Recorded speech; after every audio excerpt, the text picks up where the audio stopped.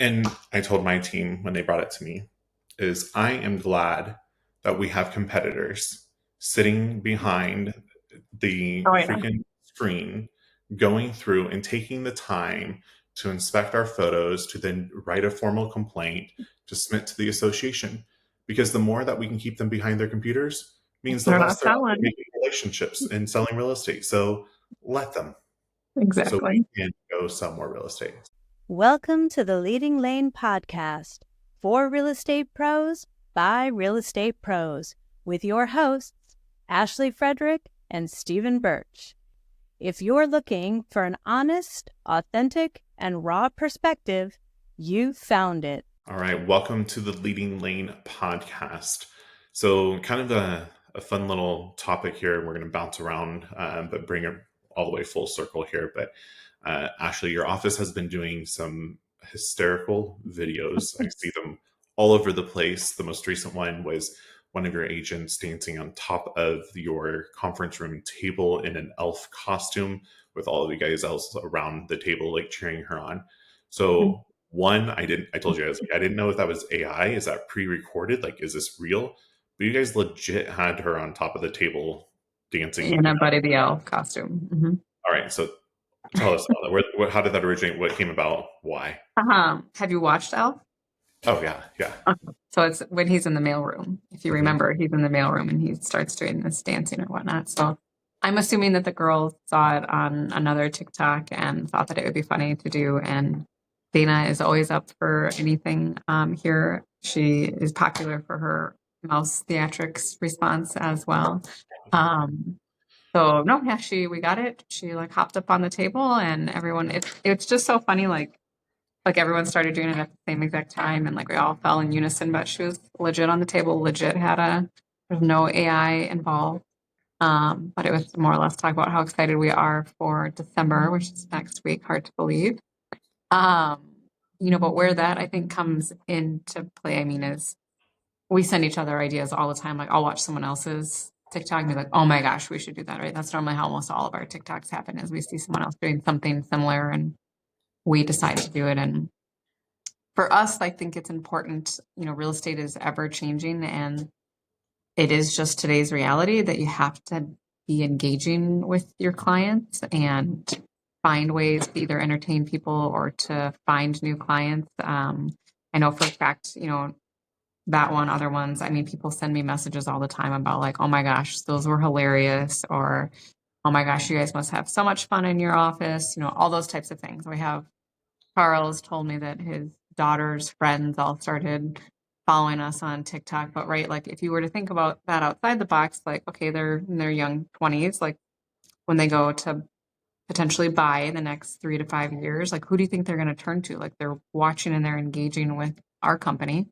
Mhm. But there has been, as always, some negativity that surrounds when people get attention. I think that's the world we live in. So we've had some people reach out to other agents that have said, made dumb comments like, do you guys even work? Or, must be nice to just be filming TikToks all day, which also, I mean, do you watch them? They're like 30 seconds. So like 30 seconds out of my 14-hour day. I don't think that that's all that we're doing. And also, Um, like, let me say it. I'll say it for you. Look at the numbers. Like the numbers don't lie. Your sales are there. So obviously, you guys still sell real estate and you have fun doing it. So just want to right. make sure But that's we. just it. I think that like it's because we have fun at work that we can then turn around and have good experiences with our clients because we know we have the support back at the office. We know we can trust one another. We enjoy coming to the office, right? So I think all of that leads into people doing well in their career. I mean, I know for a fact I worked somewhere where I was miserable and I didn't want to go to work, and that obviously in fact impacts production. So I think it's the ability to. I think it's like the let them, like brushing that off, right? So like if I were to hear something like that, I could care less and I will keep on going about my day and I will think about the people that enjoyed it, laughed it. Oh my God, I love it. I can't wait to see the next one. I think that was even I think the girls had done one like where they like their legs were intertwined and then somebody commented like where are the boys? And then so sure enough, the boys found the Pamela Pumpkin one, right? I mean, like that all came off of someone being like, how come the guys aren't in this, right? Right. So it just shows like they're waiting and they're engaging. And I think that we live in a very negative world in general.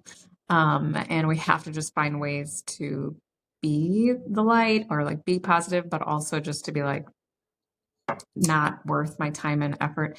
I don't know if you've seen those TikToks lately where it's like, I just had to ignore my client's text. Have you seen those? Mm-mm. So it's wild. So I think it's a lot of like hairstylists, but it'll be like um, their client will be like, "Hey, something came up. Can you fit me in at um, 8:30 p.m. on Christmas Eve? That's the only thing that works for me." Or, I understand that you have plans with your family on Christmas Day, but I really want my hair done for pictures or something like that. And it was like just choosing to ignore those text messages or whatnot. So I think that is more of a reality is like we just have to choose to ignore some of it, but otherwise take it as an opportunity. Like obviously it's bothering some people, which in the same sense means you're doing something right. But I mean, also these same people that are the naysayers, the haters, whatever you want to call them, they obviously had to watch it or see it. They're helping with our engagement, so So thank you. that is one of those little for views, for engagement. So thank you. That's the purpose, right?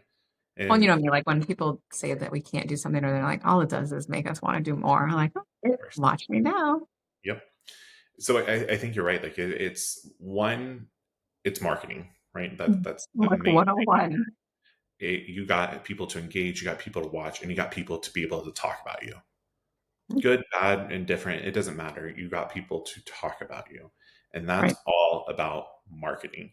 And I think it's super important to emphasize what you were talking about as far as like the world is already negative. This industry is already ever turning. It's evolving all the freaking time. It's a tough industry. Like, good for you for guys having fun. Like, that's like you have to create that culture and keep that culture going. Because as a leader, I think that if you dwell in the negativity and like if you're not pulling people up and being a light for them, you're going to, as a group, be down in the dumps together, and that's not the positive place to be. You know what? One thing I thought on TikTok the other day, which I like just made me think a little bit, is like you're the weather. Like as the leader, like you're the weather. So like, are you bringing in the storm? Are you bringing in the sunshine? Right. So I think sometimes it's easy to just kind of try to go with your like daily basis. But if you can in your meetings or whatnot, try to be, positive, fun, etc. for that short amount of time, like that just helps other people versus if you're negative all the time, like that's the cancer that grows, right? So it's just a matter of trying to be more sunshine. Absolutely. And I think with the marketing aspect of things, um, I had an event that, not really an event. I was watching it on one of the forums that we both are on, and really, there was a T-shirt. The name is upside down on here. I don't even know what the fad or like what the hype is or what the meaning is of having words upside down on hats and T-shirts and everything else, but that's what's. It has to do with this like handstand thing. It must be like all these teeny boppers doing handstands. I have no clue what it is, right? But it was requested and we produced it, and people can purchase it, and also people can keep on No, scrolling and purchase it, right? But somebody was, being negative, and they're entitled to their opinion. That's totally fine. But I really commend somebody else that stepped up and was like, maybe we should look at it from a different perspective. Maybe this should be creating an opportunity that if somebody asks you about why is your logo or the name upside down, to start a conversation. And really, this person pointed out, like, look how many people have interacted on this one post, this about a one t-shirt. photo, right? How many conversations are here? Like, this is what marketing is all about. Have conversations with people, and how it's curated, like, and created, like, that's a different story, and have different approaches. You don't just do the same old thing waiting for somebody to call you. Yeah, create these opportunities out there. So I think it is all about the perspective, and it is doing something that is going to maybe be outside of the norm a little bit, and that is okay. And it's also okay that you're not going to get everybody's approval. You're not here to get everybody's approval. Right. It's I totally think okay. the other part of that too is not only like negativity, but I think like when things go wrong, not necessarily in transactions, but we've had a couple of things here where people had like services that were maybe not provided well or whatnot. And I think that if you can take that as an opportunity to help the other person, so like I always tell our team, right? Like if we're doing something wrong, like we'd want to know so that we could fix it. We could put different protocols in place. And so I think it's like you have the extremes. You have the people that are, especially keyboard warriors, but will talk about like all the negatives, point out all the negatives. Then you have the other people that like are concerned about something, but they won't say anything because they're concerned of how that will be perceived. Mhm. Where if you just were professional, voiced your concerns, right? It can then be like left off of you. But I mean, maybe you help someone change a protocol in their business because you're like, hey, that didn't feel right, or I don't know if like this made me feel this way. And like, sometimes people at the top don't understand what's going on the bottom until someone mentions like, hey, this didn't feel right, or this probably shouldn't have happened that way. And then you can help to lead them to have better businesses because now they realize that there was a gap in their services. And I think really what you just described is the closed mindedness, right? Like you have the Mhm. two extremes of both two different sides of how people can be closed minded in the negative and not going to look at a different perspective, closed minded that they're not willing to speak up and say anything, right? So so that you need to be in between those, in my opinion. And you're absolutely correct. If you can actually help somebody else see it from a different perspective, understand it from a different perspective, because in reality, we all, each and every one of us has a completely different view on the world, a completely different view on life and how things should go. But if you internalize everything and there really is something majorly wrong, how is it ever supposed to be corrected? How are you supposed to help that person, that business grow and evolve? What if that one time that you brought something to light was able to have them shift and have a huge, drastic change in their whole business? I know that that I struggle with food.